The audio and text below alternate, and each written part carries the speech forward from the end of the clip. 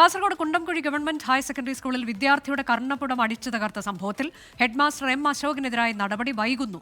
Arrest വിശദമായ അന്വേഷണത്തിന് ശേഷം മതി എന്നതാണ് പോലീസിന്റെ തീരുമാനം. എം അശോകൻ അവധിയിലാണ് എന്ന് പോലീസ് പറയുന്നു.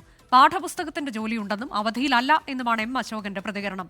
അരുൺ പാറക്കൽ വിവരങ്ങളുമായി. അരുൺ, ഇതിൽ വിദ്യാഭ്യാസ വകുപ്പ് അടിയന്തര റിപ്പോർട്ട് തേടിയിട്ടുണ്ട്. ആ റിപ്പോർട്ട് സമർപ്പിക്കുകയും ചെയ്തു.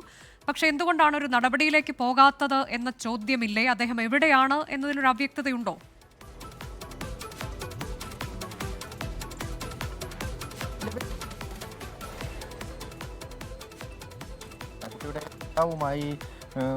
സംസാരിക്കുകയാണ്. ബാലാവകാശ കമ്മീഷൻ സ്വമേധയാ കേസെടുത്തതാണ്. 15 ദിവസത്തിനകം തന്നെ ജില്ലാ പോലീസ് മേധാവിയോടും അതുപോലെ തന്നെ ജില്ലാ ചൈൽഡ് പ്രൊട്ടക്ഷൻ ഓഫീസറോടും ഇതുമായി ബന്ധപ്പെട്ട റിപ്പോർട്ട് തേടിയിരുന്നു. ഇന്നിപ്പോൾ ബാലാവകാശ കമ്മീഷൻ അംഗം ബി മോഹൻകുമാർ കുട്ടിയുടെ അഭിനവ് കൃഷ്ണയുടെ വീട് സന്ദർശിച്ച കുട്ടിയുടെ അമ്മ അനിതയുമായി സംസാരിക്കുകയാണ്. അതിൻ്റെ തത്സമയ ദൃശ്യങ്ങളാണ് നമുക്കിപ്പോൾ കാണാൻ സാധിക്കുന്നത്. മറ്റൊന്ന്, അശോകനെതിരെ പോലീസ് കേസെടുത്തിട്ടുണ്ട്. പക്ഷേ അദ്ദേഹം അവധിയിലാണെന്നൊരു നിലപാടിലാണ് ഇപ്പോൾ പോലീസ് ഉള്ളത്.